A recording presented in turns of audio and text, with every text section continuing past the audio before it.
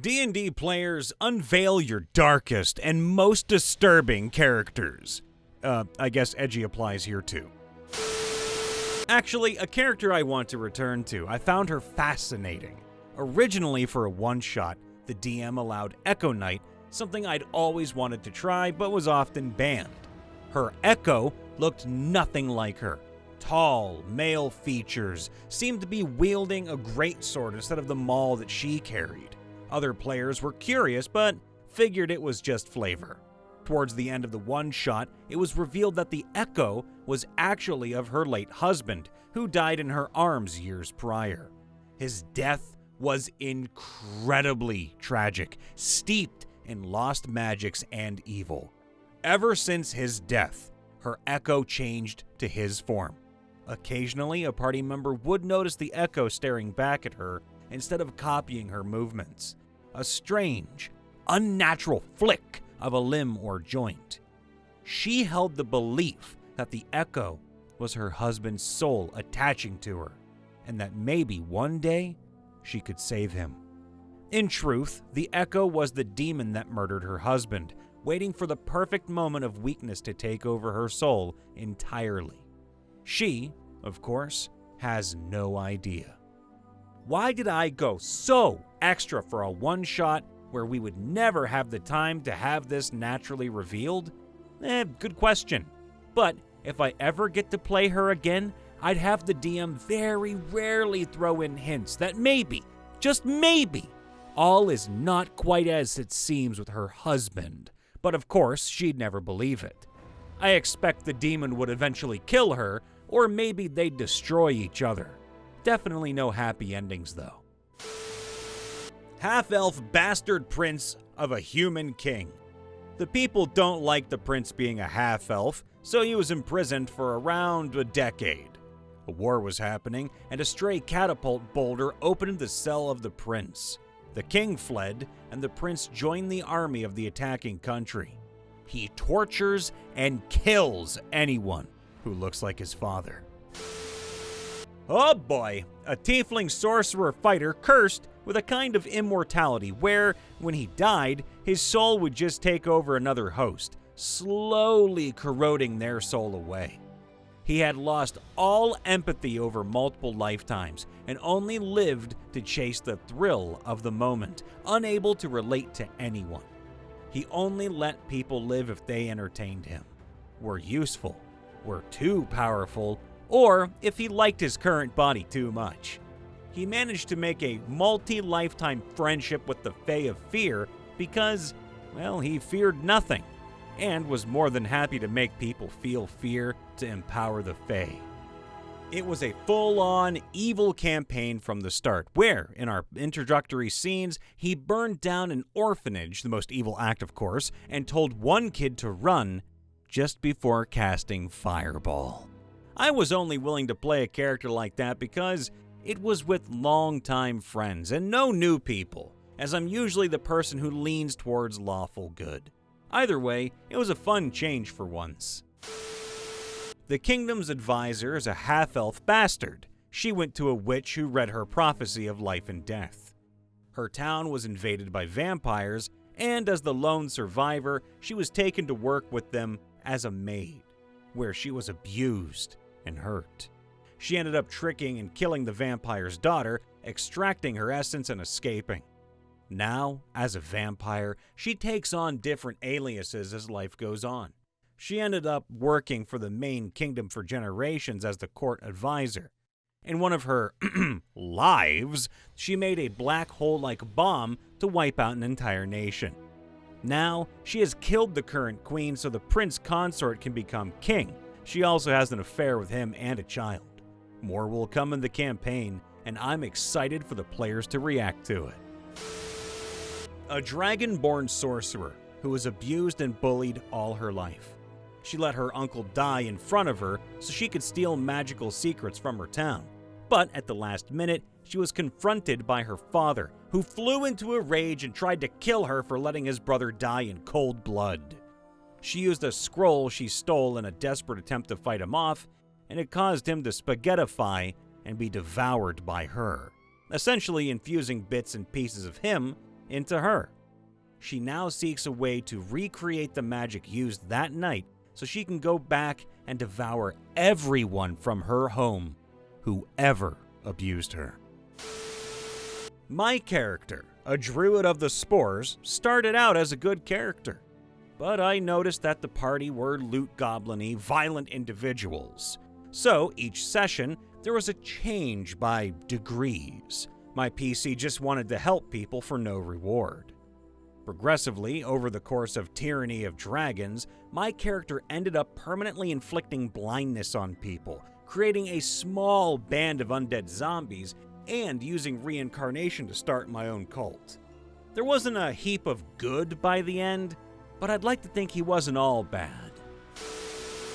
For an evil campaign, I played a lesser devil who had been cursed by a powerful wizard's wish to be as vulnerable as those you victimized, as punishment for messing with his granddaughter. This resulted in him becoming a powerless 12-year-old human boy. However, he made a pact with the devil Fire Nun and became a warlock who victimized increasingly powerful foes. He was an absolute beast of a face character. And not evil, but a tiefling fiendlock who was groomed by her patron, the Archfiend of Addiction. After an abusive childhood for being a tiefling, growing up in an orphanage, she had nothing and no one once she came of age. So it was really easy to groom her through her dreams.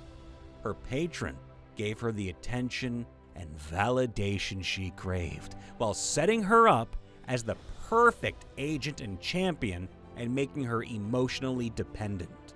In the process, she became addicted to more than a few things, mostly spicy times and alcohol, while also being alienated, so alienated from other people that she struggled to even empathize with them. Then, her next assignment involves settling in a city and being told to make allies. This is the start of the campaign.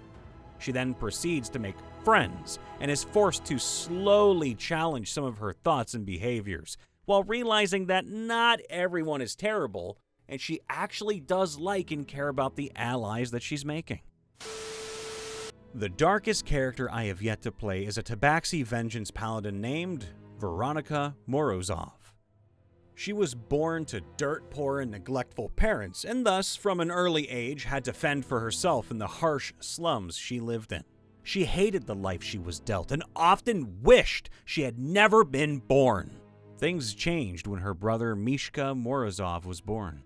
At birth, he appeared normal, but as he aged, something became awfully apparent. Mishka was severely intellectually disabled, to the point that he would never learn to walk, talk, or even care for himself. Their parents hated that he required such intensive care and eventually left when they had the chance. For Veronica, Mishka was the most precious being to ever exist and the only light in her world of darkness. For 17 long years, she cared for him, protected him, and had an unfathomable love for him. She knew what foods he liked and disliked, what his favorite songs were, how to show him that she loved him, and even how he showed her that he loved her. Everything was peaceful and perfect until one night while sleeping, she heard a blood-curdling scream. She awoke, grabbed a knife, and rushed to Mishka's room. When she opened the door, it was already too late. A group of young human men stood in the room, one holding a bloody hammer. He uttered, "Why would you even let a degenerate live for so long? You're better off without him, baby." In that moment, her kind, compassionate heart also became an engine of limitless hatred. She awakened the powers of a vengeance paladin and executed them with such brutality and fury that by the end, they were nothing but piles of splintered bone and minced flesh. Afterwards, the only thing she could do was cry.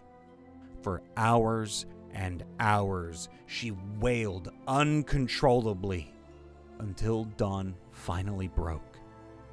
That morning, she buried him under the orange tree they often relaxed under and made a vow. She would mercilessly eradicate everyone who reminded her of those men and protect and love anyone who reminded her of her little brother. At the end of our first campaign, before I became a forever DM, sad face, my character, Ara, married the crowned prince and eventually became Queen of the Kingdom of Raymore. She was a half-elf, and the royal family had been human. They had 4 sons. Eventually, her husband died of old age, and Ara was left as queen. The northern provinces used the king's death as an excuse to rebel. They didn't want half-elves ruling the kingdom and planned to install a distant branch of family as the new royals. The civil war raged for 3 years, and her oldest son was captured by the rebels. Ara launched an offensive to rescue her son. When the loyalist and rebel armies met in a field for battle, the rebels brought out her son and executed him while she watched from her lines. Ara was a level 20 wizard. She knew Wish. In a rage, she cast Wish and demanded total victory for her side. Immediately, 2 million people dropped dead as the Wish killed anyone who wasn't loyal to the crown.